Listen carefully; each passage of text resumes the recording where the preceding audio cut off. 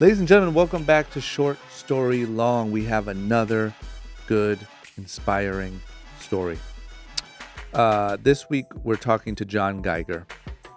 If you're not familiar with John Geiger, he has his own clothing line, his own shoe brand, has a big following on social media where he documents kind of the process of creating and working on all these brands. And he's just a really cool, down-to-earth guy from Pittsburgh. And I connected with him through my business partners. They were doing a collaboration with his clothing brand called Diet Starts Monday. And so he was in and out of the office, and I thought he'd be good to hop on the podcast and tell his story from Pittsburgh, Pennsylvania, all the way to literally traveling all over the world. He was leaving here to go to Tokyo for a launch at Barney's right after the interview. I think you guys will like this one, especially all you aspiring clothing line owners, shoe brand owners, designers, any interest in anything like that, and just a general interest in kind of how to single-handedly hustle your way out of a place like Pittsburgh or the Midwest or anywhere middle America.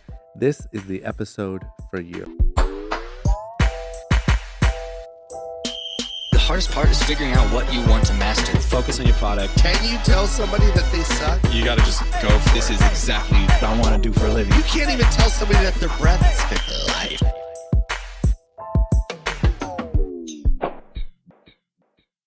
Ladies and gentlemen, welcome back to Short Story Long. We are here with a special guest. His name is John Geiger. John, thanks for coming. I appreciate it. Thanks for taking the time. Yeah, man. I'm really looking forward to this. We are, I would say, friends first, Yeah. right? Like, you just did a collaboration with my business partners with 5-4 and Diet Starts Monday. You guys have a massive billboard on Fairfax. And Still up, by the way. Still up, by the way. I saw it forgot your yesterday. DMs daily. That real estate is so good Yeah. because it's right on the corner of Melrose and Fairfax, and it's right where like all the cool stores are. It's almost like when you enter into cool land, Mhm. like you guys are front and center. And then also it's like the food fight thing, and then the Yeah. whole all put together with the location is pretty big. Yeah, you guys killed that. So obviously we met from you coming and going, working on that project. Your boy Davin was with us in DC Mhm. for the gun rally. And I'm just excited to get into it. I've never asked you your story. We never really talked about it. Mhm. I'm excited about that. And also the cool thing is you've listened to quite a few of these. So Yes. you have like a good perspective and you kind of know what I do here and whatever. I'm going to be honest, when you and Davin, because you guys are both like cool, successful dudes, when you guys told me that you listened to this a lot, it really meant a lot to me Mhm. because it shows that it's hitting, that it can hit your type of audience, right? Mhm. Because people like know what's going on, what's up, and like you're a hard audience to sort of give any value to, you know what I mean? Yeah. And so when you guys said that you listened to so many of them, it really, I was really pumped about that. Yeah, Davin actually put me on to it. I wasn't super big on podcasts. I was more of like a visual person. I would like to watch it. Yeah. And then he would like, when you're driving or about to get on a flight or something, listen to these ones. And I was like, it's like we said before, it was kind of crazy because he was telling me about it the first time we had met with 5-4. Yep. And then that week we all met each other, and I was like, damn. He was like, Yeah. crazy. Yeah, that's funny, Yeah. man. It's funny because I will get into such a habit of listening to podcasts that I have to remind myself to go back and listen to music. You know what I mean? Because like you kind of like Mhm. lose the vibe, right? Like Yeah. I enjoy like a good morning driving to the office listening to new music. It Mhm. kind of like gets me going. But I will literally get so once I got into podcasts, I'll listen to them so much for so long that I'm like, something's missing here. And it's Yeah. like just the right balance. You know what I mean? My podcast thing for me is usually like, hopefully it isn't taken the wrong way, but No. usually it would be like if I wake up and I start off like on a negative note with like an email that's, something going on at a store, or my shoes are going to be, production's going to be late. I usually try to watch something that would be like motivational. Yeah. So that my mind like changes from negative to positive. Yeah. And that's usually in the morning or traveling. Yeah. So those are the two, like the main times I watch it. Yeah. It's Yeah. crazy how well that works too. Yeah. You know what I mean? Like how Yeah. well if you once you become aware that like you can use positive content to like turn your day around, Mhm. it's pretty powerful. Yeah, You know? sure. Because what's funny is I started doing that and then I started realizing all the negative shit I was watching that was Mhm. bumming me out. Like Yeah. for the longest time I would go home and just turn on CNN or like whatever and it just bums you out. I haven't had cable for 4 years Ah, it's so for that good. main reason. Yeah. I feel like it took away from like my creative Yeah, like the world's ending every single day. Yep. Um, They're only showing you the bad stuff, so yeah, man, it's because that's nuts. news. Yeah. Yeah, that's what news is. Yeah. And then you did Jesus and Miro. We were just talking about that before. I love those guys. Yeah. I They're did that incredible. right How was that actually being on that? now. I don't think I realized how big they were until I did that. Really? Yeah. The feedback was like super crazy. Give me the timer. Sorry, John. The countdown begins. Yeah, I just got to at least be aware of where we're at. So did you just get blown up after that? Yeah, by like media to do media more. I never really did interviews. Yep. I didn't like really being on camera. It was like one of my things. Yep. I don't know if I thought it was like a cool thing, but to be like mysterious. But then after think that, it's I realized normal. that people wanted to put a face with a brand, Yeah. and it's been working. That's what we're doing over here. I mean, my partner D is just Yeah. going ham on Yeah. content. I obviously came from like kind of a TV background, Yep. whatever, so like it's not a big thing for me. But Yeah. I it's so necessary, man. It's like you can't. And I Yeah. grew up the same way as you, meaning like I grew up like skater, and thought being on camera and sort of talking about yourself all the time was lame. Yeah. You know, and, Yep. and I came also from where like the owners of brands and stuff were kind of mysterious, Mhm. and that's what was cool. Yeah. And it's almost like how can you build up like this image of yourself more than actually just sit and talk about yourself? Yeah. But it's literally just changed. It's just gone. Like you have to be Uh-huh. this way now. But my main thing with social media is not really like showing like material things, but more about like the process of either the footwear side or diet side, Yep. like making of things, or the process behind like why I do certain things or production or something like that, Yep. to make people actually know that I'm actually working, Yeah. not just like here's a Range Rover, you know. It's hard, man. Yeah. I just did a Here's a Range Rover post the other day, and it kills me. Nah, 'cause- I'm not. There's nothing wrong with it. No. Sure, I get it, man. I get it. I don't have a I don't have a Range Rover, so I'm kidding. But no, I've tried. Like we're trying Gotta to stunt every figure once in a out. while. Sure, but we're trying to figure out like the right way. This sounds crazy, but it's something that you can like relate to. Is like how do you show? It almost seems like you show the pointless shit and get all the engagement, Mhm. or you show the real shit and get nothing. So. Right? Yeah, And it's yeah, like how do you mix the two? You've done a really good job at that. Like Mhm. you have a big. How many followers do you have on Instagram? I think it's like 312,000. Yeah, and like, you've done a really good job at building it up like as a guy who's doing shit, not just like an influencer like posing in the Yeah, yeah, street, you know? Yeah, I try to. Get How'd away you do from it. that? I guess just like being myself, because I really didn't do anything other than that. I mean, when I first started getting a following, I used to get like mad free shoes, so Yeah. I would post them like early and stuff like that. That's when I started getting a following. Got it. So I would do that stuff. Like I'd want to be like the first to post something. I went through like that era. Yeah. But then when I got into building the two brands, I really wanted to focus on like why I'm doing it, how I'm building it, show the process of it. Yeah. Yeah. And would you say that a lot of your like customers come from that platform? Yeah, I would probably say so. Yeah. Yeah. Like you notice if you say like, here, we just released this or this just happened, like people react. Yeah, you can, I mean, Shopify, you can go in there and look. It's mostly like Instagram. Yeah. Yeah, like so almost like nuts. 90% of it. That's interesting. Okay, so let's get into it, man. You know what I do here. Yeah. I always start from the very beginning. Mhm. And that is where you were born, where you're from. I was born in Pittsburgh, Pennsylvania, Mhm. a small town called Bloomfield. Parents together, sister, very small house. Mm-hmm. Pretty funny, actually. Never really thought about it until, I mean, no one really ever asked that part of it, but it's, we lived in like a 2-bedroom house. So it was me and my dad shared a room. My sister was like older, like just going in that girl phase. So she had her own room. And my mom worked so much, so she like slept on the couch type of thing. That's crazy. Yeah. It's kind of wild. thinking Damn. about it. Yeah. What did they do for work? My mom was we called it like a nurse assistant. She didn't get mad at me. I don't want to say the wrong thing, but she basically worked with a paraplegic lady who was hit in a car crash, but she was like the day-to-day at her house, and she got paid Got through it. her insurance. Got So it. that's how she was paid. So we were called like a nurse's assistant, basically. And then So- my dad worked for Hostess. What did he do? Delivered cupcakes for Hostess. Really? Yeah. Damn, And then that's unfortunately, they went under, I think, like 2012. But in the prime, when growing up in Pittsburgh, it was like when it was huge. Yeah.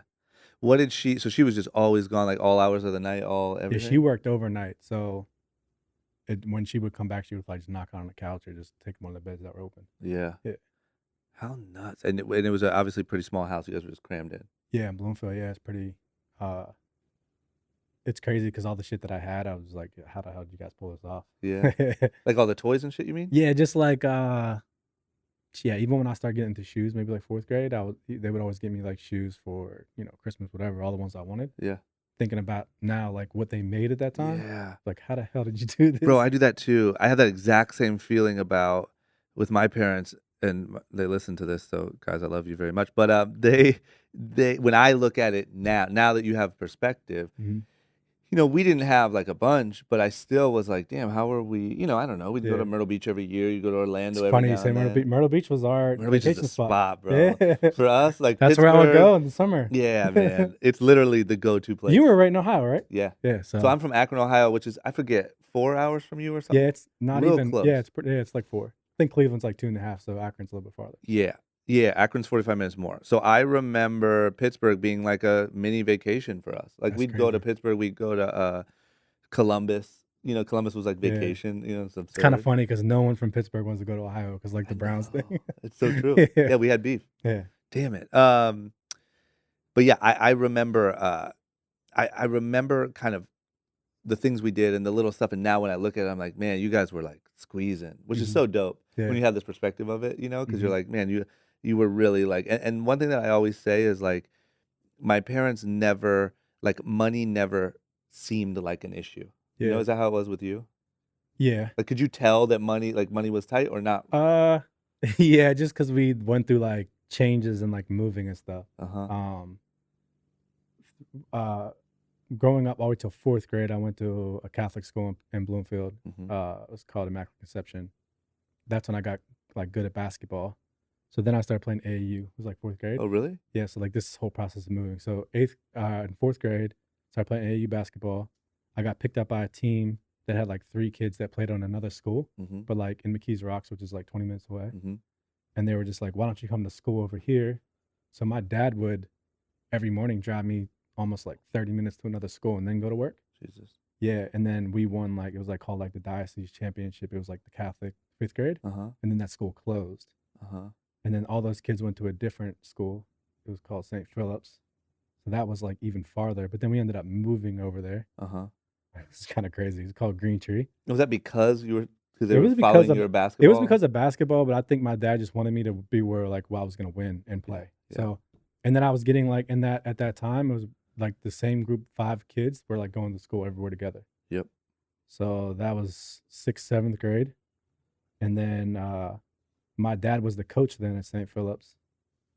I'm rambling now, but you said to No, go this is for it. what I want Okay, you to do. yeah, it's good. Yep. It's kind of funny because like again, I never even talked about this stuff. St. Philip's was Catholic, but they were racist, and What do you mean? yeah, Like they were just openly. yeah, they were openly racist. My dad tried bringing 2 kids that were like going to start living with us. Corey ended up going to Pitt. Corey ended up trying to come there, and then the school like basically like banned us from being there. All And of it was you. like causing all these problems. So then I left again, and I went to a Keystone Oaks. It was a building where the grade school and the high school were together. Uh-huh. And they told me if I came here in 8th grade, I could play varsity because it was connected. Uh-huh. So I was in 8th grade playing JV. I started JV and then I played varsity in 8th grade. Yeah. Yeah. Just gave you a whole bunch of information. No, real that's quick. exactly what I want. Yeah. That's exactly what I So want. what I wanted to give you a sense is from like 4th grade to starting high school. Yeah. And then I moved again in high school and finished out at one school. But from Why'd you 4th move grade, that last time? all those kids that I went to the school with in 5th grade that won the Diocese Championship all went to a high school called Stowe Rock. So you went there. Yeah, I went there with them. Got it. Okay, finish what you were saying. I'm sorry, I cut you off. So that from that time from 4th grade till 9th grade, Yeah. I moved 4 times. But all kind of chasing basketball Yeah. and friendships. Yeah. Yeah. Yeah. And then what type of like what'd you do? Like, I guess the other thing that I really like to try to wrap my head around, and it's probably not that much different than where I grew up, but like, what's other than basketball, what type of things did you do? Like, what did kind of a day look like in your town? Like, is it normal, Mhm. like riding bikes around, playing with the neighborhood kids, like that type of stuff, or? Yeah, I mean Bloomfield, there was a park under the bridge there. Under the bridge actually separated like Little Italy, which was Bloomfield, from the Hill District, which was like, so Little Italy was like all white at the time, and the Hill District was all black. So this bridge separated it, Got it. kind of. So How crazy, bro! It Yeah, sounds yeah. like you like this. We're talking about like the yeah, 50s. this is probably, I want to say, and the weird that I remember this is because I remember coming back from a basketball camp this summer, and that's when Biggie died. So what's that? Uh-huh. 97, Yes. 96. 97. One of the two. I should 97. know. So it's I'm 97. embarrassed. Yeah, Biggie, 97. Yeah, so 97 was that 97? Jesus. Think The about fact that it that. was like that in '97. Yeah, it was very bad at the time. It's Yep. crazy actually. Yeah. So what? So keep going. I'm sorry. So there was a park there. We would just hang out. And also in the process of moving, a lot of times it was like I was getting caught in the wrong crowds. So my parents were like, you shouldn't be hanging out with these people. I'm gonna move you over here. Yep. So they did a really good job at like catching that and moving it. Yeah, it's because even though we lived in an area that wasn't like, again, we're gonna use the word like racist, but it was like divided. Yep. I played AU basketball, and I was like, it was majority black, so I would be like maybe 3 white kids. Yeah. And then I would go there in the school year, and it would be like all white, and they would, it would be this beef between these 2 places, and I never really understood it. That's so crazy. Yeah. So did you ever get into trouble, like fights and shit, or not really? No, not really. They No, could I just wasn't sense when like trouble was coming and like, all right, we're out. Yeah. That's so smart, man. Yeah. Props to your parents for like not only Yeah. recognizing like something that you're good at and like nurturing it, Yeah. right? But then like being able to steer you out of trouble so easily. Yeah, or so my dad quickly. was like so quick to just like, we're gonna move here, and my mom was just like, okay. Yeah. And they just would drive farther to work if they moved farther. They kept the Yeah. same jobs, right? Yeah, it was, now that I like again thinking back, like even in the summertime, or I played in like 2 different like summer leagues. Yeah. My dad would go from work, he would pick me up, we would go to one game. I played Ozanam in the Hill District, and then we would leave that game, we would go like all the way to Green Tree, Yeah. like almost like 40 minutes to go play again, go back home. Crazy. Yeah. So what'd you do after high school? Was your plan to go play college basketball or no? Yeah, so high school, I went to the school with all them guys. 10th grade, we went to the state championship, we lost. 11th grade, we went to the state championship, we lost. My senior year, we won state championship. And then I got a scholarship to a school named Clarion. It was like a D2 school. Where's that at? In Pennsylvania? It's like in Pennsylvania, but it's like out in the middle of nowhere. Got it. That wasn't for me. I Yeah. lasted a year. You tried it? Yeah, I tried it. I went for a year, and then it's like, no. What happened? Too boring? It was just in the middle of nowhere. I don't know. I was just young. Yeah. Yeah. Just Yeah. I was Yeah. going to school to like, I think at that time I wanted to like be a teacher. Yeah. This is so That's crazy. insane. Imagine Because you're you were bringing just a back stuff now, teacher. because I never really even thought about this stuff. Yeah. So were wait till you just see what I saying- have a degree in. It's gonna be even funnier. You said what? Wait till you see what I have a degree in. I guess we'll get to that I part. can't wait. So you go to college. Is your mindset like, I'm going to play college basketball, but not like you didn't have NBA dreams? Yeah, no MBA. Got It it. was kind of like cut short then. Got it. So then you're like, fuck it, I'll be a teacher. Yeah, that's what I was going to school. That was like my major. Why that? I don't. like kids? I couldn't even tell you at that time. I don't Yeah. really know why. Yeah, that's funny. Yeah. My brother was doing the same thing. My brother ended up moving out here and now works out here and whatever. And our ultimate dream was to be a pro skateboarder, but he did start to go to school like with the path of becoming a teacher one day. Which, man, a teacher in Akron, Ohio or Pittsburgh would not be a fun. Nah. To all the teachers, man. Props Davin's to girlfriend's you. a teacher in DC, so I hear the stories. Yeah, props And to teachers, yeah, like man. props to her. Yeah, that's what I'm Holy saying. Cow. Okay, so then keep going. So then what happens when you leave boring middle of nowhere school? I go to a school in Pittsburgh, Point Park, Mm-hmm. and that's where I finished out. But Point Park was a D2 school. Yep. And they kind of like paid for everything, but I was a normal school student and take out loans for stupid stuff, and then I would spend it, whatever Yeah. at that time. Yeah. But all the way through, like even going all the way back to like 4th grade, I was always into fashion. So behind the scenes, through all that stuff, even though I was playing basketball and I was going to school, I would always be into fashion, changing shoes, clothes, whatever. Yep. But that kind of wasn't like the first. That was like my secondary like love. Yeah, and that's what I was going to ask you is like, how did that start to like form itself?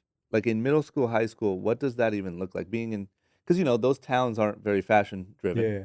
And like being in that, being born and raised in that sort of area and finding this like passion for fashion, what did that even look like? Like, what were you doing? Were you making your own like cutting your jeans and shit? Yeah, it's watching rap music videos. Mm-hmm. I went to and I remember like 4th or 5th grade, I just had a Coveteur magazine article that came out today, and it was an article I was talking about my mom in it. She tells this story to this day. Uh-huh. There was a place, it was like a cobbler. His name was Bucky's. He was like 80 years old, and he was a cobbler, and I would go get like bandana and Air Force Ones, and I'd take them to him and like tell him like sew it on the swoosh. And this was like 4th or 5th grade. That's crazy. Yeah, so that was like my fashion of like changing stuff. Yeah. Yeah. And what did people at school say? Like, were people at school like, damn, They he's would the want them. freshest kid. Yeah. It was always just shoes because most of the time I had there was a dress code. So Yeah. Yeah. And then did you ever have any little hustles or anything? Did you ever flip shoes or anything? I did in high school a couple of times, but it never led into like a full business or anything Yeah. like that. Like a couple of friends would make some stuff. It's funny, like I feel like a kid, like a 16-year-old in middle America now looks at that as like a full viable career. Mm-hmm. You know, like Sure. if you're like altering shoes and Yep. flipping, you know what I mean? Yep. Okay, so but when you went to college in Pittsburgh, like I'm guessing by what you just said, you didn't go for like a fashion degree. No. So no. did you just not think that that was a career path? Like you looked at it more as just a hobby, or like how did you translate that? I just don't think I knew that was possible. Yeah. Yeah. I was going to school for criminal justice. Criminal fucking justice. I have a degree in criminal justice. You got a degree. Yeah, that's what I have a degree in. Okay, so what does that mean exactly? Like criminal justice, like what does that lead you to being like a defense attorney? I could have at the end of when I graduated, they gave me the ultimatum was like, you can go to school again, it'll be like law school, or you can like, become a cop now, or Damn. sounds so crazy, become a cop or like lead in that way, like FBI or something like that. But it was always more. They got you because there was always more schooling. Yeah, except for a cop, right? Yeah, except cop, you're just good to go. Yeah, like, yeah, this will do. yeah. Shout out to all the cops too. I don't have anything against you. And those classes, the professors would look at me like, you would have these kids in there trying to impress them with like suits and stuff. That's how kids came to school then. And I was what were you wearing? Wearing like stuff custom like sneakers, Air Force drawing Ones? on shoes and stuff. And I remember professors always being like, when you graduate, you're gonna be getting rid of all those shoes. You're gonna have dress shoes. I was like, all right. You're like, I'm not doing that. Yeah, I'm not doing that. Damn, man, that's pretty crazy. Yeah. And what led you to that? Like, what led you to think that maybe that was a degree you wanted? I had family friends that were in that industry. They were like probation officers. They're just finding a way to like just make money eventually. It's all the like one thing that I won't say it's not a bad thing, but like our family mentality, Pittsburgh mentality, is probably Ohio too. Yeah. It's very like go to high school. If you don't go to college, you get a 9 to 5. If you go to college, you have a family, kid, 9 to 5, and that's it. That's the rest of your life. Absolutely. You marry like the prettiest girl from your high school that would take you. Yeah. You hope your parents will hook you up with a job. Have a kid, and then that's it. 9 to 5, rest of your life. So that's the mentality there. So is that what you thought your future was? Like, fuck it, I'll just be a cop or a teacher.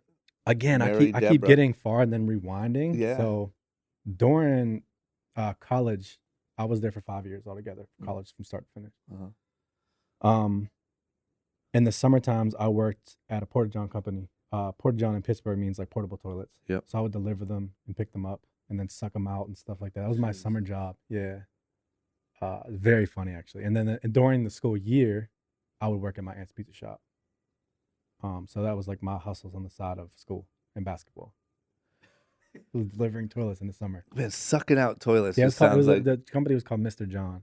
And where did you get that? Like, where did that? It was just very close to where I was living with my parents. So it was only like 5 minutes away. Did it pay well? Yeah, it did. I was like the summer help. Yeah. So I got like the cool truck with the air conditioning. I fit like 8 toilets on my truck. Yeah. I would load them up in the morning. Like Wednesday, Thursday, Friday I was delivering them. Monday, Tuesday was picking them back up. I was like kind of like summer job. And that was during college. Yeah. Then when you graduated, what did you do? Like, did you start to try to like figure out what to do with this degree, or did you know pretty quickly that wasn't what you wanted to do? Or? I think I knew that that was not what I wanted to do. You know what you really want to do. Yeah. I just think that I was trying to look for jobs. Yep. It just so happened at that time, one of my best friends was playing in NFL. It's Darrell Revis. Yep. Is he from where you're from? Yep. Got it. So he basically was just like, he was, I think, in his third year in the league. Yeah, third year. Yep. And that's when the whole Revis Island thing was like blowing up. Yep. And he was just like, I'm about to fire, I have a PR and someone else. He's like, I'm about to fire them. Why don't you just move to New York and like take over this job? And just packed up a car and just drove to New York. Damn. It was actually New Jersey. And that was just for the love, because you're his friend. Like he's like, yeah, we just we had like delivers porta potties. We play AAU basketball, and then our high school were rivals. Yeah, basketball.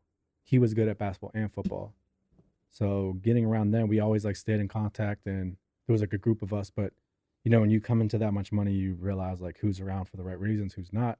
Yeah. People started having falling out. He started having falling outs with certain people, and I was always around because I never really asked for anything. Yep. And he was just like, "Why don't you try this?" And I was like, "All right." Damn. Yeah. What a jump. What a jump. You know what I mean? Yeah, that's I mean, I'm leaving out of like this super scary part of like loading up a car. My parents were like, "What are you doing?" I was like, "I'm moving to New Jersey." You Well, tell me that part. yeah. Okay, so he calls you, you'll come out here, you're like, fuck it. He didn't even say like you're gonna get paid or anything. He was like, "You want to just try to do this?" Yeah, but you just saw like this is a better opportunity than I what mean, I'm I was doing now. always one of them people too. Like, you can put me in a situation, I'm gonna try to find my way through it. So, yeah, we just moved to New Jersey. I was So give me the considered paint me his. the picture, sorry, of the did you obviously didn't talk to your parents in detail about it. Mm-mm. Like you just kind of got your shit together and they're like, "Hey, where are you going?" I walked across the stage at graduation, and 2 days later, packed up a car and drove. Yeah, a Challenger And filled with shoe boxes. what was their like? Did they think you were crazy or stupid, or like what did they think? Again, I think it's just like a small mentality of Pittsburgh. It's not really. I'm not gonna say like it's my parents' fault. They just didn't really know. Yep. And then you also think of like this dude who's blowing up, like he'll find his way because Revis was blowing up. Yep. You'd think, dollar signs, he'll get a job, he'll figure something out. And that kind of was like the mentality, like, I'll figure something out in New York. Got it. And did you have any money saved or anything like that? Nah. So you just packed up and $3,000 fucking went for it. Probably like $3,000. Yeah, maybe. that's how I was. And it was from the school loans. Yeah, It wasn't like damn money it. I made. Not even your money. Yeah. Yeah, when I moved here, I had I think like 3,000, and I was like, well, I'm gonna be fine for a year. Yeah. It was cool for 2 weeks. Get out or go to the club, blow like 800, and then I was like, oh shit. Instantly gone. What did you start doing when you got there? So I basically took over I was called his manager. And at the time in 2010, athletes didn't have managers. Mm-hmm. Now they do. They have like business managers, stuff like that. Yeah. But I took care of his endorsements, which he only at the time had Nike and what was the other one? I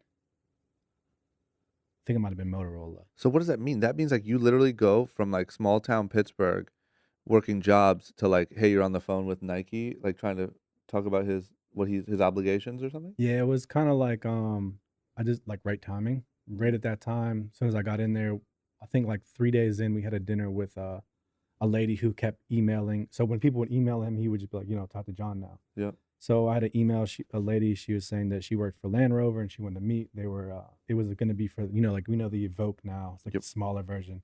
It was like going to be the rollout for that, like a year and a half before. Got it. So they were like, we want to do this rollout for New York. We want to use Darrell. And they sent over like a proposal, and it was like a couple $100,000. You got 2 Range Rovers and blah, blah, blah. And I was like, I have this opportunity. He's like, let's do it. Yeah. That was like my first deal. It was like Range Rover and Land Rover worldwide. Yeah. So I kind of just got thrown in the fire, basically. You really did, man. Yeah. And then at that time, Ocho Cinco was so big, and they like were kind of like bumping heads. So Motorola started the Ocho Cinco News Network, and I dealt with all the Revis side of it. Like, he would have to go to like all Super Bowl and do like interviews and stuff like that. Yeah. Yeah. What was your mentality at that time? Like, did you feel overwhelmed? Did you feel like you were on top of the world? Did you know what I mean? Yeah, like, how did cocky as shit. Yeah. Yeah.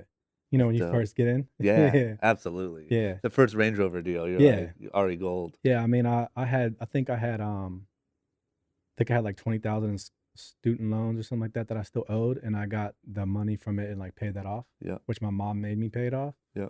I thank her to this day because I wanted to go like a good new car or something. Yeah, of course. But yeah, so after a while it was Nike, Motorola, Range Rover, and Google. I brought in the Range Rover and Google deals. Crazy. Like in the first year. How long did you do that for? All the way until, so he basically, like 3 years in of me doing this, he got, this is when he started like really blowing up, and Nike came to him and was like, "Want to give you your own shoe." Prior to that, the only football player, U.S. football, I said U.S. football, soccer. Yep. U.S. football was like bottom of the totem pole at Nike, and Michael Vick was the last one to get a shoe in the whole situation. So they just cut all the shoes for the athletes. He was going to have his own signature shoe. To Zoom Revis 1. And I went into these meetings like, this is my chance. Like, I'm just going to like draw a whole bunch of shit and go in there. Yeah.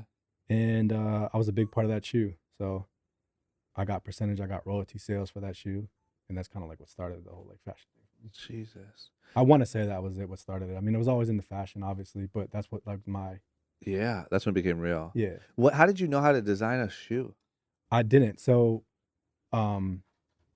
I actually learned a lot from Ken Link was the designer of the Zoom Revis one. Mm-hmm. I was just in these meetings, like soaking in every information possible. When I would get to go to Nike, I'd be on campus and I would learn stuff.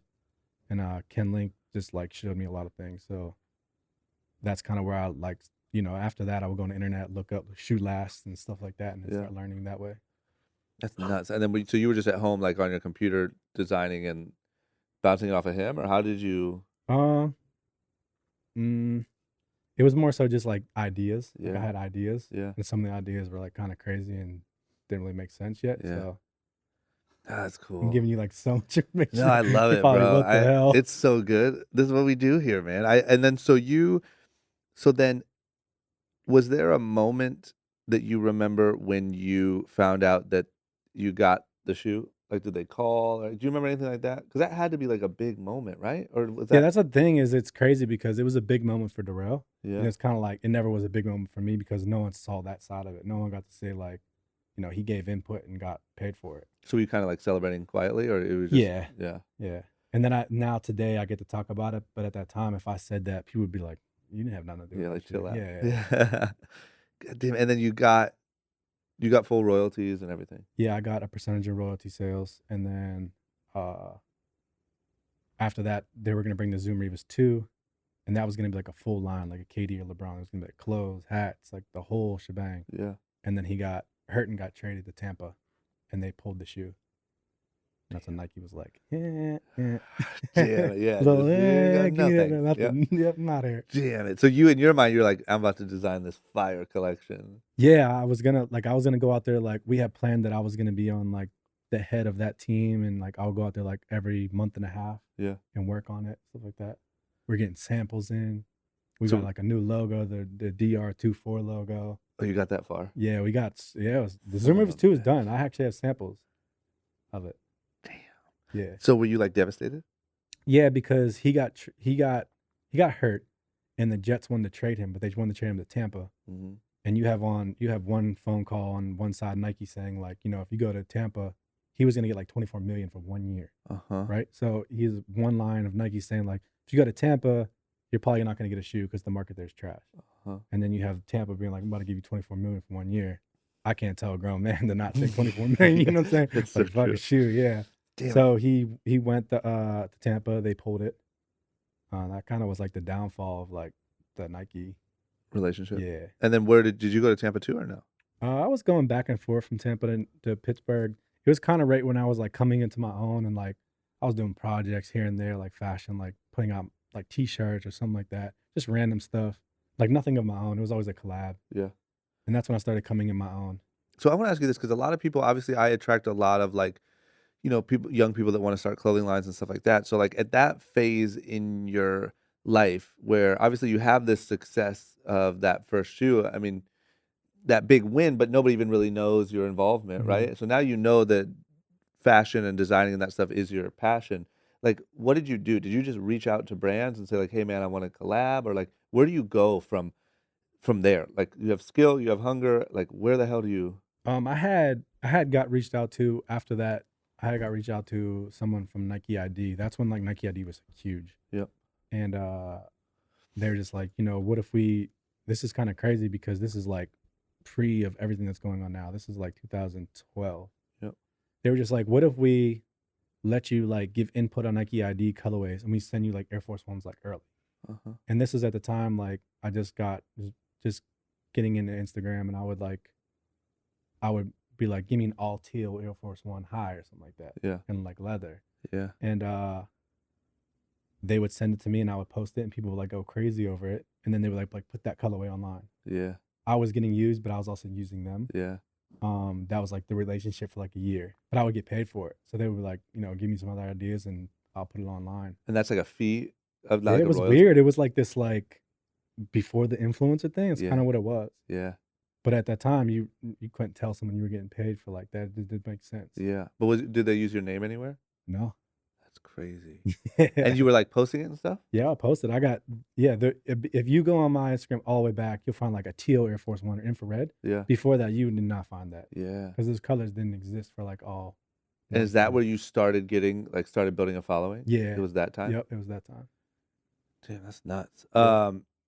And then what other stuff were you doing with other brands? Other work with other brands or no? I was doing collab. Did a collab with like just like random like t-shirt brands where I would have like an idea and they would throw my name on it. I'd sell like 20 shirts or something like that. Yeah. It wasn't nothing big. Were you like reaching out to people, like DMing? Was Instagram even around? Yeah, then? you couldn't DM at that time. It was like you'd write a number on an old picture and then like hit me up or Oh, yeah, send me yeah. email. That's what you were doing? Yeah. Damn. And then the people would reach out and you'd be like, "Oh, this is who I am, what I Uh-huh. do. Like, I want to Yep. do something." Yep. And then shortly right after that, that's when like the whole like customizing thing came into play. It was like if I can't like have my own shoe, I want to like make them how I want. Yep. And I saw a guy that were putting like Python on a pair of shoes, and I was like, told the dude I basically used Revis to like get the shoes, and I was like, I'll give them to him, but make two, one for me, one for him. It was like a Jordan 4, was like all Python. It was like his name was JBF Customs, and I was like, you'll make this for me, blah blah blah. And I remember posting that, and all like the blogs and stuff, because like Sneaker News and stuff like that picked it up, but I never got credit for it because the person making it was like the one who did it, even though it was my idea. Yeah. And I tell people to this day, like designing is like two things. It's always like an idea or like you're actually making it. Yep. So that's kind of what started it, like really started it, was the custom stuff. And then when did you do the multi-checker? I just saw the interview or whatever that you did. It's kind of crazy. Yeah. Was that around that time? Yeah, it was right after that. So as soon as I did the JBF with the Jordan 4, it was like all Python. A bunch of other like customizers reached out and were like, hey, like we can do this too, blah blah blah. So I would like feed different ideas. One was out here with the shoe surgeon Dom, and I was just like, I want to do this shoe where you put all these swooshes on it. We called them checks at the time, and I was like, in Pittsburgh we say check instead of swoosh. And I was like, do this, and he was like, this is gonna look so stupid, blah blah blah. And I was like, just do it for me. I'll post it and see what happens. That was like, it just turned 2015, so it was like January 2015 or something. Yeah. And I had posted it, and then people started going crazy over it. And it's kind of funny to laugh about it because now it's kind of like so normal now. Yeah. Because now Nike's put out stuff like it. So yeah. So let me ask you this: just because I don't understand this part, like those shoe customizer guys, how do they make money? Like, what's the business? They just create these custom shoes and sell them. Yeah, it's kind of a bad business model. I mean, there's no way to really scale at that right? time. I made a deal with him. He was trying to charge me a certain amount for making them, but I was telling him like, since it's my idea and you're making it, we're gonna call this a collab. What I can honestly tell you what's gonna happen is you're gonna grow a following, which I did, which I helped him do, and it all worked out fine. So it was like a collab in the beginning. Yeah, we called it like a collab. Basically, it was my ideas. We picked the colorway, I picked the materials, blah blah, and he just made them. And then how many does he make? We were the first white one. We did like 35, right? So they sold out within like a second. But maybe like 2 months later, I wanted to do black, but this is where I started getting like kind of creative with it. I didn't want people to like copy it, so I would go on like Nike ID and like number the side of the shoe with like black, and it would like gold numbering. And I ordered like 70 Nike ID. This is like no like discount or anything, like taking discount codes and buying the shoes. And we did a black pair, and we did like 70. I think we gave like 15 away and sold like maybe 55 or 50 of them. And those sold out like a couple seconds, and then it started like taking off from there. How fucking interesting. It was because they were like, if you went down the timeline, that's when like sneaker blogs were posting like other people's pictures. Now it's all it is. Like you got Hypebeast, whatever, they're posting everybody else's pictures, and no one's coming up with their own content now. At that time, that's when they first started doing that. So my picture would be like Hypebeast, High Snob, Sneaker News, whatever. You're just like at John Geiger, and it was like, that's huge. And then just because, we'll go back in the story, but how did that happen with, you saw a video of Travis Scott wearing the multi-checks and you thought that they were yours? Yeah. It's kind of funny because I've had conversations with people in this camp, and I understand why they felt like I was taking jabs at it. Don't get me wrong. Like I took jabs at it after that. But at first I really thought he was wearing them. Because he had pants on, so I didn't know they were lows. Like I looked like, I only saw two. And it's not that the design was the same. It was that you can move the swooshes around. So they put it, How interesting. And now don't they do like pop-ups and shit where you can do, you did that, right, Danny? So they have a whole fucking marketing rollout plan. Go look at my tag pictures. Everybody's taking the same shoe and then tagging me. Oh, man. And so like, what is your general opinion? And I know you've answered it, but like your general opinion on it, like, are you flattered by it? Are you annoyed? Like, Now that I have my own, I told someone this yesterday. Now that I have my own footwear line and I know that it's taking off, you know, we just got Barney's and stuff like that. Yeah. So now that I know that it's taking off, I'm not so mad about it. Mhm. But I just wish that, like, even right before All Star, I made one more attempt to hit some people up at Nike and be like, look, I just want to be a part of it. Just Yeah. bring me out there, whatever. I'll do the classes with the people, make the shoes with the people. Yeah. It would make sense. Makes a lot of sense. Yeah. And just now. Damn. Yeah. And that's my whole thing, was just like, I'm cool with it. Just like involve me in it. Yeah. And you never got like even as much as like an apology or like an acknowledgement that they bit you, right? No, I think, like, again, I think that it was because it was so early. Like, you know, I'm re-releasing the shoes now on purpose. Yeah. It's because now it's in. Yep. Right. But when I was doing it 3 years ago, it was like, it was new. And it was Yeah. kind of like, if you worked at Nike, you would be looking like, you know, this dude's just taking a Nike shoe and changing it. Yep. So now it's so normal. I feel like now if I'd put it out, you know, around now, it'd been like, it's normal now. Yeah. Yeah. But then it was kind of like he was just taking a Nike. You see what I'm saying? Yeah, I Like, get it. Yeah. yeah. That's nuts. I mean, I will say I understand why like it would be really, really annoying if that happened to me. But from the outside with no emotional connection, it's pretty fucking cool. Like it's Yeah. pretty flattering Yeah. to be like, you know, I had this Yeah. crazy idea, whatever, and now it's like on such a grand, it's not even like, oh, we just made a shoe with multiple checks on it. Like Uh-huh. they had the full shops and do it yourself. Yeah. And like that's pretty crazy that you know, that you affected it on that Yeah, scale. I mean, that's also a cool thing, the way to look at it. I tell the same story whenever anybody asks about me, but I was so mad about it at first because I just wanted to be involved. Yeah. And then I would, you know, people would tag me in pictures that looked like it, and I would like literally like untag myself, like mad about it. Yeah. But then I had talked to Don C, and he was like, you got to understand that these people that are going to classes and making the shoes, the everyday consumer, don't create daily. Mm-hmm. So they're going to go into this class and they couldn't get your misplaced checks. Yep. And they remember seeing it. If you give them a bunch of swooshes, they're going to make that shoe because they either one couldn't get it, Yeah. and this is the first time creating something. Mm-hmm. So you shouldn't really be even mad about it. You should be excited that they're, but like, you know, using with your idea. Yeah. And then I was like, yeah, I need to hear that from someone like that. Yeah. So, Yeah. but yeah. Yeah, that's crazy. Okay, so then where does things go from then? Like when I guess was the next phase like figuring out how to create your own brand and do your own thing? Yeah. So the misplaced check era, there was like over like a year and a half. Mm-hmm. It was on like the third one where I released like these all red ones, and that's when it started going like really crazy. Yeah. Like I tried doing a release where wasn't gonna tell anybody that I was doing it. I wanted to just try something new. Yeah.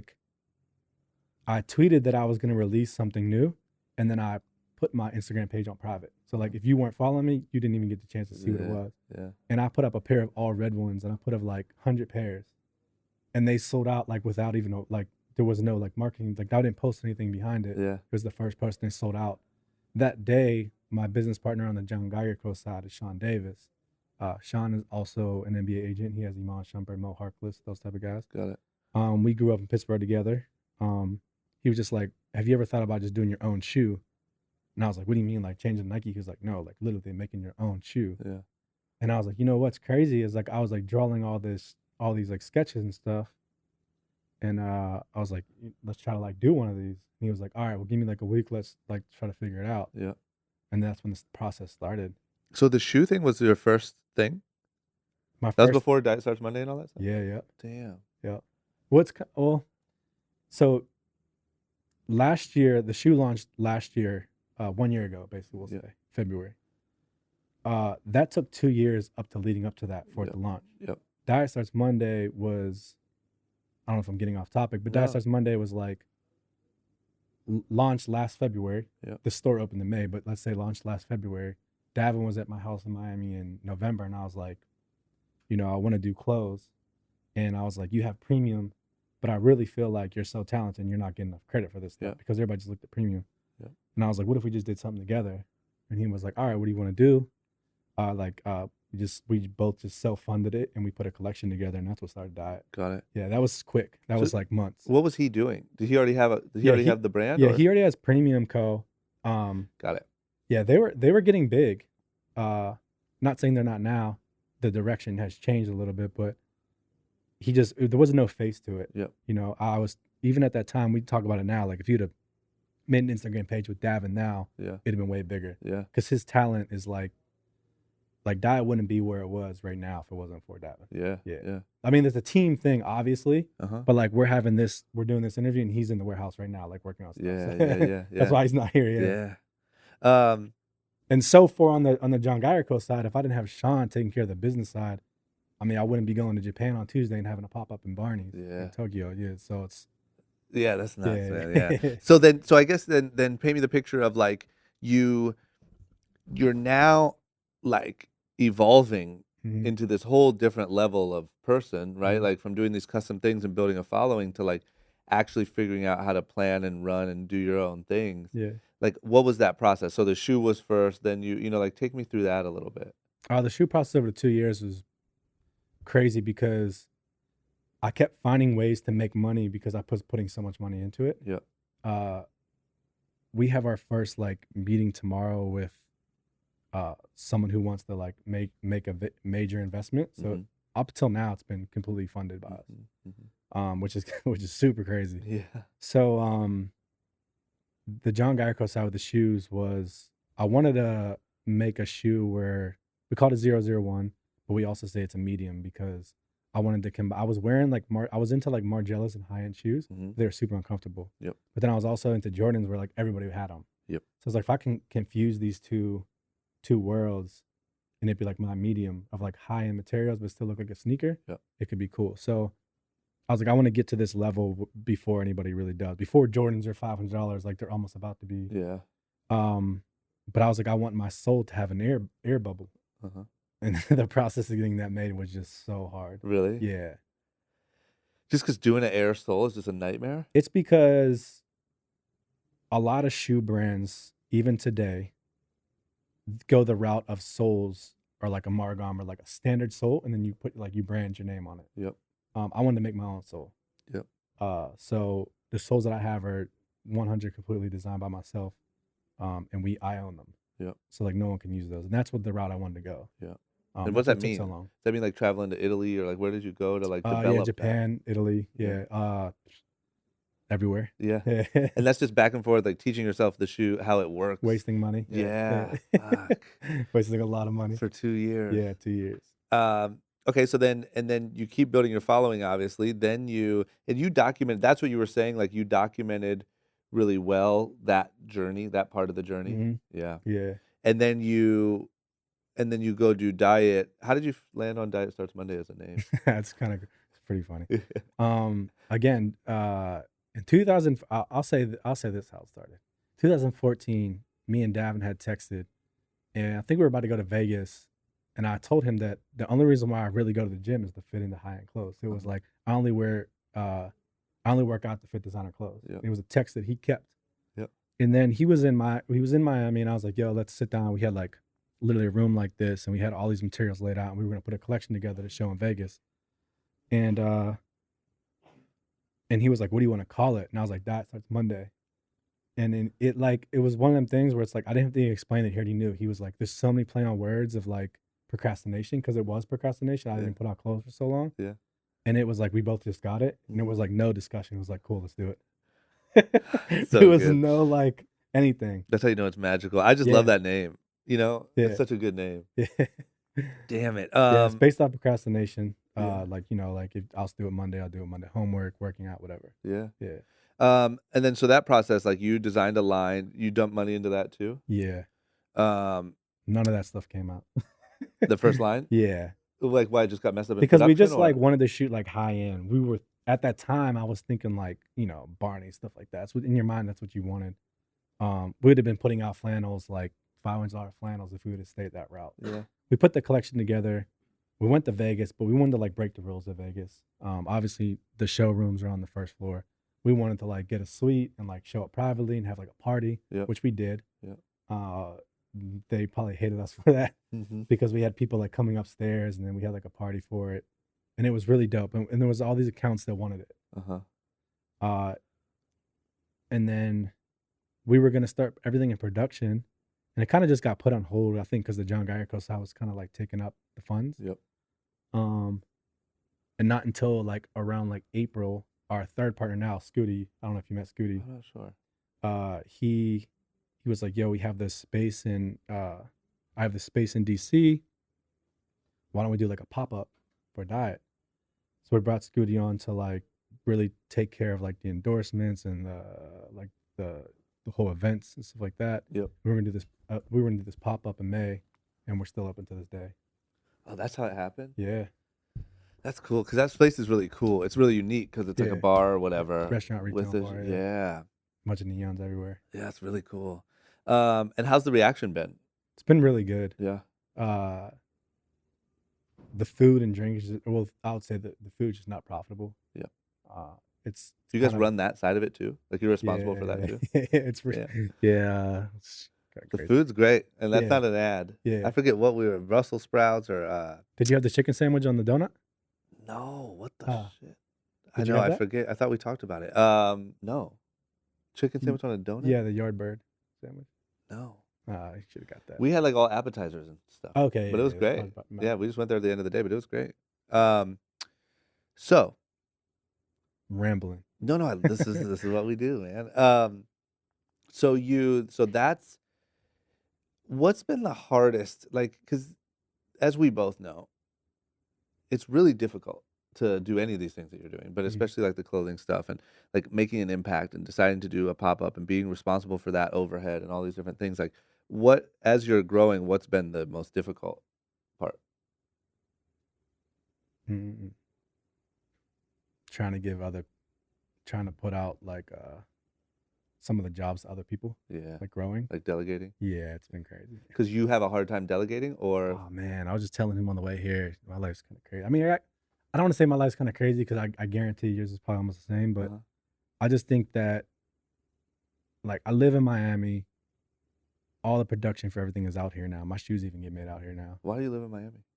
I'm 'Cause it's moving Miami? Yeah, I'm moving to LA. Oh, you are. Yeah, it's Okay. just like, and then it's literally like nonstop. You know, I'm here till Tuesday. I go to Japan on Tuesday. I come back, go to New York. I do a couple interviews in New York. I go to Pittsburgh to see my family. I haven't seen my family in like 4 months. Yeah, And then I go back to Miami and I'm moving all my stuff out here. got it. May. It's gonna be busy. It's basically like both of the brands are growing at an enormous, like very fast. Yep. And it's not just like one, it's both now. Yep. So I gotta like separate the two. You have two different teams. Yep. Where eventually it's probably just gonna be all under one umbrella because it's just getting crazy. Yeah, and so you have a hard time like delegating those tasks to other people. Yeah, like Sean's out here right now. That's on the John Geiger Co side. Like we have a meeting tomorrow. Like today, I was at the warehouse factory. All the shoes are getting shipped tomorrow to Japan for the pop up. So I'm there doing that. Phone's dying. Yeah. He picks me up from the Line Hotel. I'm eating salad in his car. Like, you know what I'm Yeah, saying? Like yeah. it's like That it's like life. that. Yeah, it's that. It's like Yeah. straight. I can leave here. I'm going to Line Hotel to do an event thing at the Line Hotel. Yeah. 3. So it's like crazy. Do you ever get like just completely exhausted, or you love every second of it? The only thing I get exhausted is like, I thought the girl lives in New York. She lives in Brooklyn. So it's just like that whole like relationships with people. Yeah. Like there's people texting me right now. I'm probably not going to answer them, Yeah. but it's hard because it's like I talk to so many people. Yep. One of the things I actually, the only thing I wanted to know from like my relationship with Virgil was I was just like, how do you do everything at once? Yeah. What'd he 'Cause say? he basically was like, I don't sleep. Yeah. I mean, I get that, but I need to sleep. So Yeah. it's like I'm trying like new things. I'm trying to like meditate and stuff like that. So I mean, I think the delegating the jobs to certain people, I think we're growing, Yep. and it's time for that. I think you should do this. Like, get good at it. Yeah. Let's figure it out. It's hard, bro, but it is definitely necessary. Like, there's Yeah. no other way, you know? Yeah. And then what about on the shoe side? So the shoe side, I'm sorry, did you say you just launched or you're just launching? No, I launched a year ago. Oh, but what's coming up then? So the 00. So the model 001 was the first one. Got it. It's been coming. It came out for the past year in different colorways. Got it. But we're going into first retail's gonna be Barney's. That's what, okay. It's in Japan. Got it. So you were just selling them online. Yeah, they're direct consumer. Got it. And did that go pretty well from the beginning? Yeah, it's crazy. That's so nice. No marketing, no advertising. I'll tell you Direct what though, consumer. man, like the lesson learned in like the power of doing the social media thing right, Mhm. you know, and going through the process and like building it up right and building a fan base who truly like wants what you're making, you know, like that's incredible. Yeah. is the biggest challenge on the shoe side any different than the biggest challenge with Diet Starts Monday? Is it still delegation, or is it like, anything different that you've seen with that, like the shoe industry as opposed to clothing? Um, I think footwear, in a sense of like selling, is a little different because, like you go buy a t-shirt, kind of know what a t-shirt looks like, but most people want to try on shoes. So Yeah. me going into retailers and my whole thing with going into a retailer, going to a store is like, I'm trying to change it for me at least. So we've been, approached by many stores, Yeah. many department stores, whatever. And Barney's was like the first one where I was like, I'm cool with this, and this is a huge company. Like, it's gonna marketing wise, it's gonna look great, but Yeah. I want to go. Yeah. So if when it goes into New York, we're gonna do a pop up in New York. Yeah. When I say pop up, it's gonna be there, but I'm gonna go and Yeah. speak. Yeah. When it goes in LA, same thing. So if they're not on board with that, I don't even want to do it. Yeah. So Japan was the first one, the store in Tokyo, and they were like, "Come out here, we'll do a question and answer. We got a translator. We'll do a couple hours of question and answer, and you can meet everybody." I was like, cool. That's dope. That's what I want to do. I don't want to just send off some product and that be it. I want to go there, meet people, see their, how they live, and talk to people and stuff like that. And I Yeah. don't care where it's at. I don't care if it's Wisconsin, wherever it's at. Yeah. But I want to go do that. I don't want to just send some product in the normal. Yeah. Man, how exciting. Yeah. Are you like, how do you feel about that? Like, are you nervous at all, or you're just? Yeah, because they just told me last night that now it's 2 different Barneys and one, I forget the name of it. It's a huge department store. So we're doing 3 to 5 at one Barney's question and answer, going to the department store, launching there, and then going to another Barney's and launching there. So Jesus. 3 in one day on the 21st. And it's like media day too. So they said that we'll have like media like coming with us and following us, stuff like that. That's good, man. Yeah. Props to you. Yeah, I have a hard time with some of that stuff, but it's so smart, and like it is what's necessary, Mhm. and especially like when you're a place like Barney's is such a, not only a sales move, but just such a marketing move, that to like truly do it and really be involved in all of it is so smart. Yeah. It's just hard. You know what I mean? Yeah. That flight to Yeah. Tokyo. Yeah, and I leave on Tuesday, and I speaking think it's like, what is it, 15 hours, something like that? yeah. I don't even want to think about it. Jesus. I need to lay down bed on there for sure. Absolutely. What's next for you? Like, what do you? I mean, you're literally you would obviously say that you are at the complete peak of your existence, Mhm. right? Busier than ever, doing better than ever, Mhm. more opportunity than ever. Now you're becoming a media star with Jesus and Miro and Yeah. podcasts, and like, Yeah. where do you take this from here? Mm, I think with the diet side, want to start putting out more collections. We're putting out more items.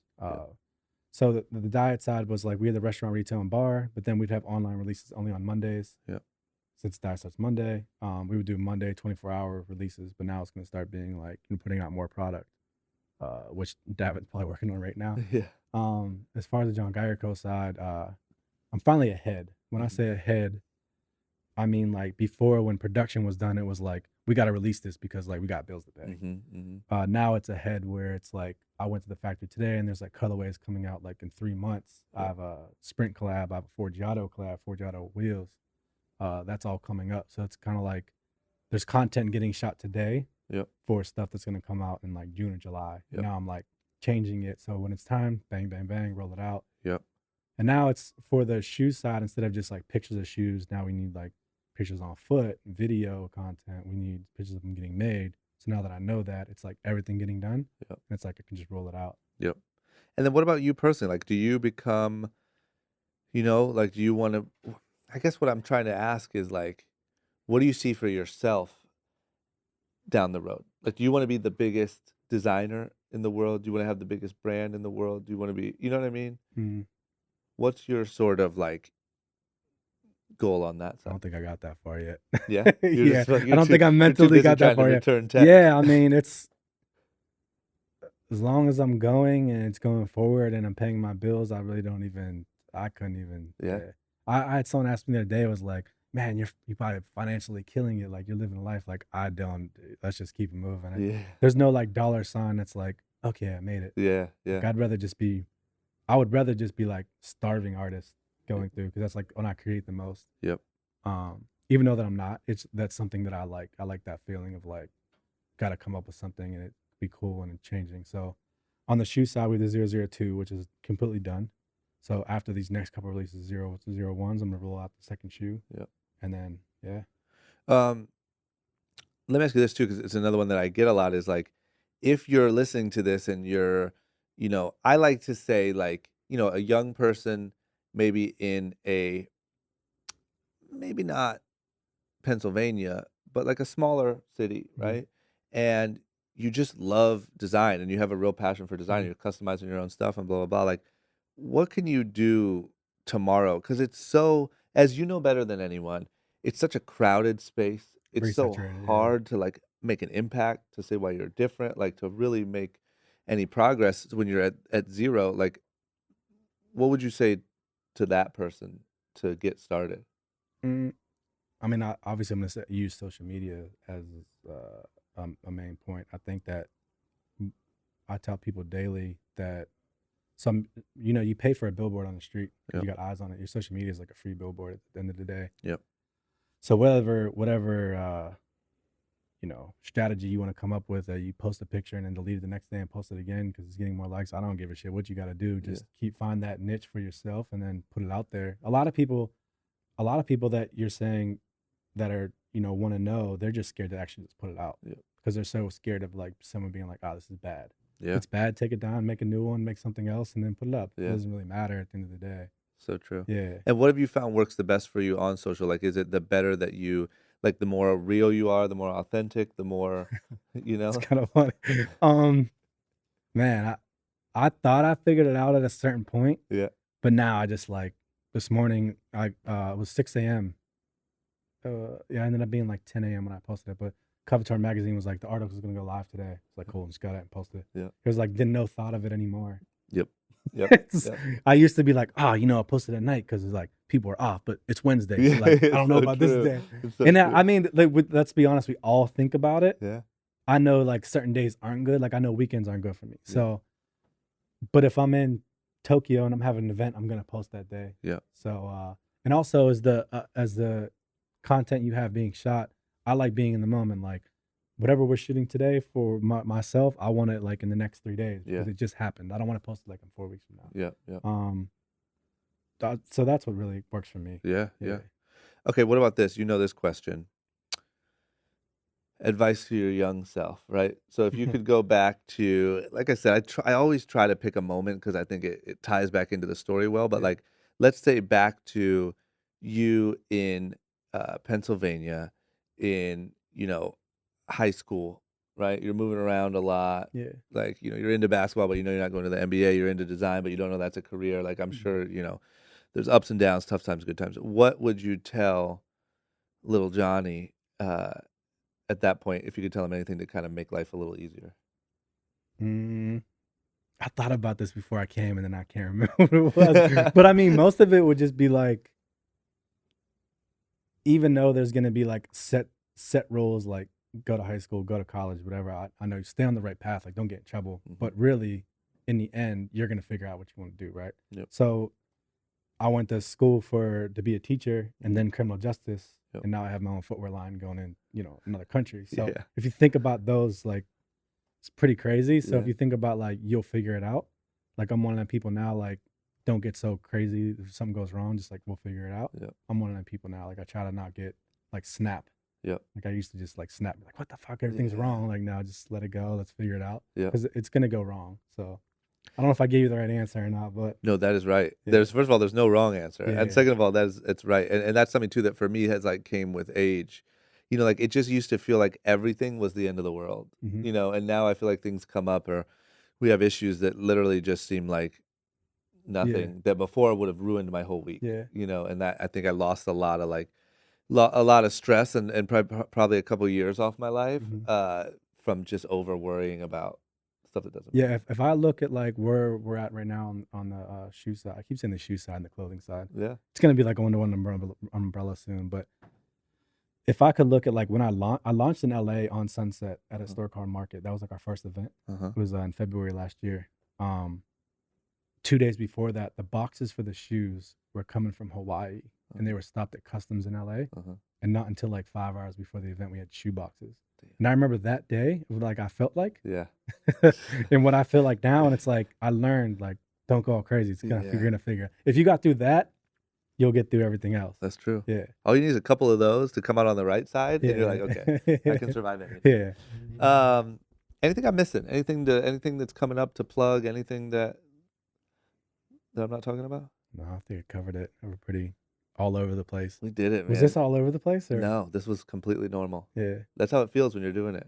Yeah, I think I wanted to also like keep it real. Like I didn't want to like a whole set. Like the only thing I really cared was I know that you asked certain things. That Yep. was a couple things, but the other stuff I wanted to just ramble. Yeah. So forth.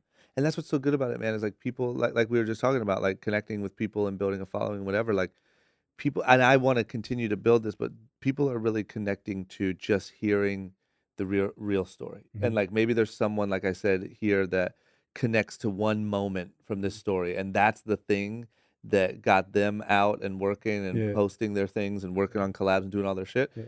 That's all it takes, that one thing. But you just don't get it from like the surface level.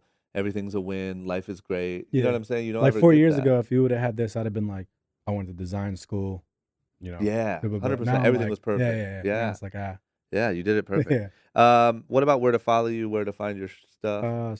Social media is just at John Geiger _ Twitter and Instagram. And then what about sites for shoes? It's just johngeigerco.com. Perfect. Pretty easy. DieStartsMonday.com. There it is, man. I'm You pretty did sure if it. you put clothing in Diet Starts Monday, it will come up. I'm sure. I don't think the name of the brand's named that. Yeah, I wonder if you get weird results if you put Diet Starts Monday. Do you get like workout? Yeah. You should do a it's- workout tape with like a bunch of fat people. Our launch day in May, we did this workout of like this old like aerobic stuff, and that was like our like it was pretty funny actually. Yeah, like a But bunch yeah. of just lazy. Yeah, there was a like, guy slobs. walking down the street yesterday, and the back of his shirt said diet, and me and Davin were eating, and I went and grabbed him real quick, and I was like, "Yo, can I take a picture of your shirt?" And this is a true story. And he was like, "Yo, you're John Geiger." And I was like, "Yeah." He was like, "Yo, I heard you say something about my shirt," and I just showed my friends, and he was on Diet Starts Monday Instagram. We were at Umami. Is it called Umami Burger? Umami. Yeah. Umami Burger in downtown. Yep. Dude walked past us. I stopped, took a picture, and the dude came over and started talking to Davin. That's the best Yeah, feeling. it's crazy. That's the best. Yeah, feeling, and he knew man. about diet. I'm like, cool, this is dope. There's something about like I still get that a lot. Like I literally the other day was walking, like was hiking on one of these trails, and the dude in front of me took out his headphones because I was on the phone with my mom. Mhm. Took out his headphones, turned around, looked at me all crazy, and obviously I've been used to that for like Yeah, a while, right? You kind of know. Yeah, and it's like, Yeah. but it's for so long it was like the dumb MTV stuff. Like Yeah. it wasn't like anything, whatever. So now that's kind of started to change. So this dude looks at me and takes his earphones out, and he's looking at me all crazy. I know it's something different, and so I just look at him back, like, "What's up, dude?" And he's like, "Are you Chris Drama Path?" That's And I'm pretty like, dope. "Yeah," and I'm like, Yeah. and nobody's gonna say that, right? Nobody says Chris Yeah. Drama Path, and he's like, "Oh my God, I recognize your voice from Short Story Long." Damn, that's dope. He's like, I heard the voice behind me, and I'm like, oh, that's the voice I was listening to on the podcast. And so this was a guy who only knew from the podcast, See, that's and that dope. was the dopest Yeah, feeling. You know, yeah. that's like shit. It's what I mean, you could be known for a lot of things, but I think it's a little bit cool to be now in 2018, like for someone you're inspiring someone Yeah, other than just like some whatever. way cooler. And for the longest time, like this is what I always say, and you know, nobody feels bad for me, but it's like when I was young, I became like pretty like I would run into people who recognize me all the time, right? Mhm. Like when I was like 20 years old. Mhm. But it was never for anything that I was like, don't get me wrong, I loved TV, it was great. But It was I an wasn't awesome show. passionate about it. Yeah. Yeah. But I wasn't like, yeah, I killed that episode. And when somebody says, yo, props on that episode, I'm like, Yeah. yes. It wasn't, you know what I mean? Like it wasn't. I personally got into it more when you had the office and you were working on the clothing line. Yeah, Yeah. It's yeah. kind of crazy. Yeah. And I got lucky there, man, because it was literally like part of the show notes. Like, what is Drama working on? Like, let's show Drama's progression as a person. that's Because I dope. used to be Rob's assistant. Yeah. And they're like, what are you working on? So that just tied in perfectly with what I actually was working on. Yeah. But yeah, there's just something about running into someone who's truly like connecting with Mhm. something you're putting out that you're Mhm. passionate about, that there's like nothing like that feeling. Mhm. There it is, man. We frickin' did it. Shout out to Davin. I want to give a big shout out to Davin. I know you're listening on He's YouTube. I definitely know it's in your office Yeah. on YouTube. You killed it, man. Thank you. I appreciate it, man. We did it. Thanks a lot. Bye-bye. All right, there you have it. I hope you liked it. Give me a shout out on Instagram. Hit me up on Instagram @drama. DM me, comment on my pics, do all that. I'm really active on there now, really trying to engage, make sure I listen to what you guys are saying, learning from the feedback, and trying to create more and more content. Also, youtube.com/drama. Go give your boy a subscribe. Check out the videos from the podcast, video blogs, behind the scenes of everything we're working on. Go check that out. youngandreckless.com. Use the promo code SSL for 40% off all full-priced items. That's it. Leave me some feedback. Let me know what you think of the show. I'll be back next week. Thank you, guys. Guys, if you like that and you want to see more like it, as well as vlogs, other web series, and all the random stuff that I'm doing here on YouTube, don't forget to click that subscribe button. You won't regret it. I promise.